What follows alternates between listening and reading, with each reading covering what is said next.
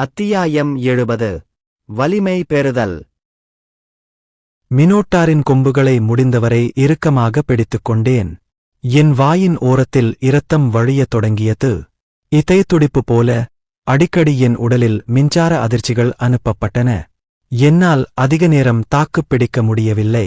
மினோடார் தனது கைகளையும் கால்களையும் தரையில் பதித்து அதன் முழு பலத்தையும் பயன்படுத்தி அதன் பெரிய கொம்புகளால் என்னை சுவரில் மேலும் இறுக்கியது. அதிர்ஷ்டவசமாக மினோடார் கைகள் மிகவும் குறுகியதாக இருந்ததால் என்னை அடைய முடியவில்லை. அப்போது அதன் பின்னால் இருந்து எரிக், மோகன் மற்றும் ஆரோ ஆகியோர் தோன்றினர்.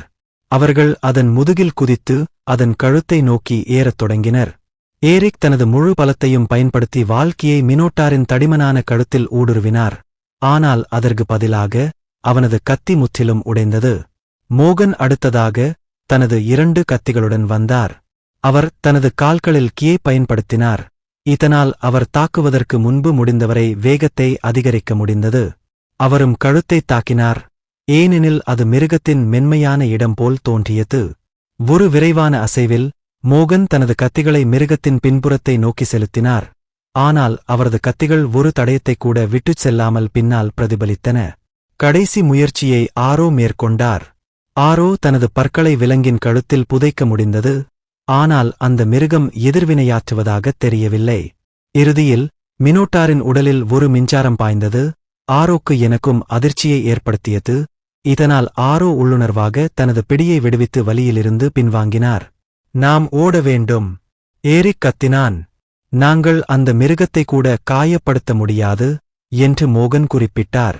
உண்மையைச் சொன்னால் திட்டம் பலிக்காத மறுநொடியே அவர்கள் இருவரும் திரும்பி வராதது எனக்கு ஆச்சரியமாக இருந்தது.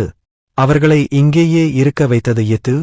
தெளிவாக, நாங்கள் மிகவும் மோசமானவர்கள், இதில் இருந்து தப்பிக்க வாய்ப்பே இல்லை. அவர்கள் இப்போது சென்றால் நான் அவர்களைக் குறை சொல்ல மாட்டேன். நான் அதன் கொம்புகளை விட்டவுடன் அது என் உடலைத் துளைத்துவிடும். நீங்கள் இருவரும் இப்போதே கிளம்புங்கள்.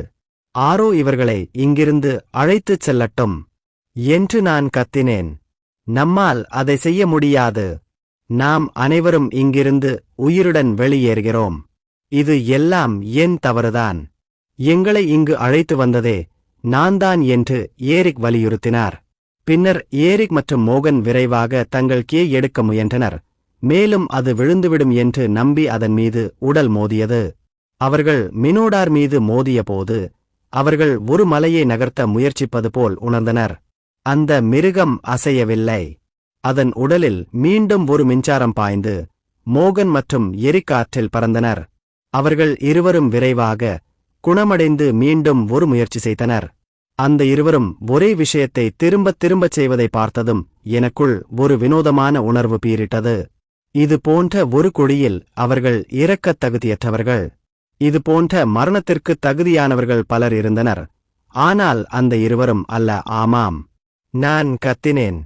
திடீரென்று அறிவிப்புத் திரைகள் வெறித்தனமாக ஒலிக்க ஆரம்பித்தன. ஆமாம், நான் திரும்பத் திரும்பச் சொன்னேன். திடீரென்று மானா என் கிக்கு துணையாகத் தொடங்கியது. இதனால் அது பெரிதாகியது. புதிதாக பெற்ற கீயை என் கைகளுக்கு மாற்றத் தொடங்கினேன். நான் வலுவடைந்து வருவதால் மினோட்டாரின் மின் துடிப்புகள் பலவீனமடைவது போல் உணர்ந்தேன். கடைசியில் மினோட்டாருடனான இந்த இழுபறி போரில் நான் வெற்றி பெறுவது போல் தோன்றியது. அதை பின்னுக்குத் தள்ளத் தொடங்க முடிந்தது. ஏய், நான் பார்ப்பதை நீயும் பார்க்கிறாயா? ஏரிக் சொன்னான். ஆமாம், ஏதோ காரணத்தினால் மினோட்டூர் பலவீனமடைந்து வருவது போல் தெரிகிறது. பலவீனமான தோற்றம் இருந்தபோதிலும் மினோட்டாரின் உடல் வலிமை உண்மையில் குறையவில்லை.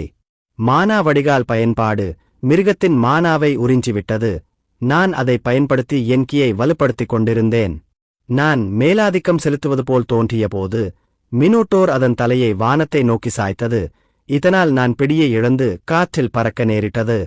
என் உடல் தரையை தொடுவதற்கு முன்பு ஆரோ காற்றில் குதித்து என்னை பிடித்து மோகன் மற்றும் ஏரிக்கை நோக்கி என்னை அழைத்துச் சென்றார். இப்போது ஒரு பெரிய பிரச்சனை இருந்தது. என்னால் இனி நகர முடியவில்லை. என் உடலில் தொடர்ந்து மின்சாரம் பாய்ந்து நான் செயலிழந்து போயிருந்தேன். என்னைத் தொடர்ந்து இயங்க வைத்தது மினோடார் விலங்கின் மானா மட்டுமே. இப்போது நான் அந்த மிருகத்தை பிடித்துக் கொள்ளாததால் என் உடலில் உள்ள ஒவ்வொரு எலும்பும் உயிரணுவும் வலியால் அலறுவதை உணர முடிந்தது.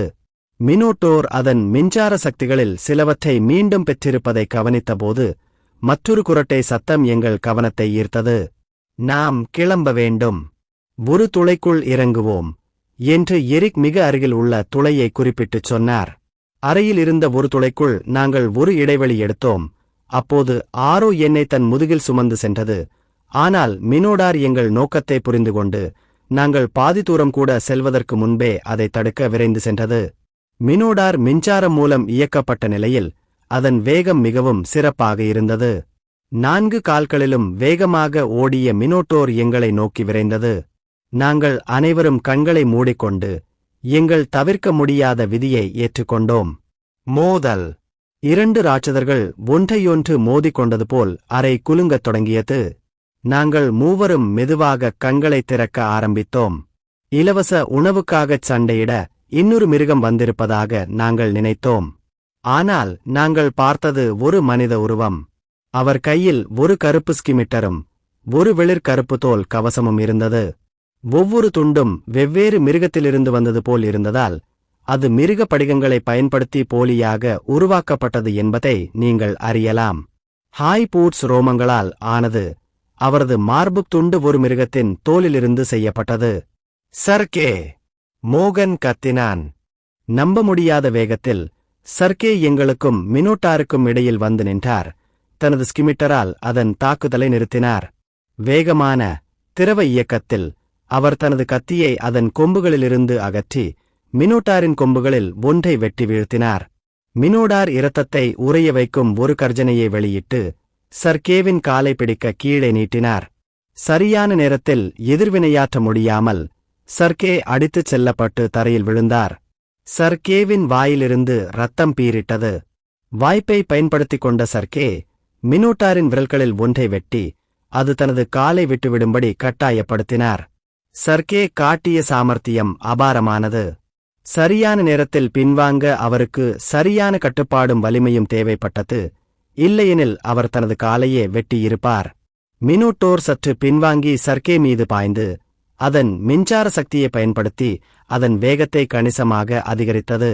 அந்த மிருகம் சர்கேவின் உடலுடன் தொடர்பு கொண்டவுடன் அது அவருக்குள் சரியாக பாய்ந்தது போல் தோன்றியது. மினோட்டோர் என்ன நடந்தது என்று குழம்பி நின்றது. சர்கேயின் உடல் ஒரு பின் உருவம் என்று நாங்கள் நினைத்தோம். சர்கே ஏற்கனவே விலங்கின் முதுகில் இருந்தார்.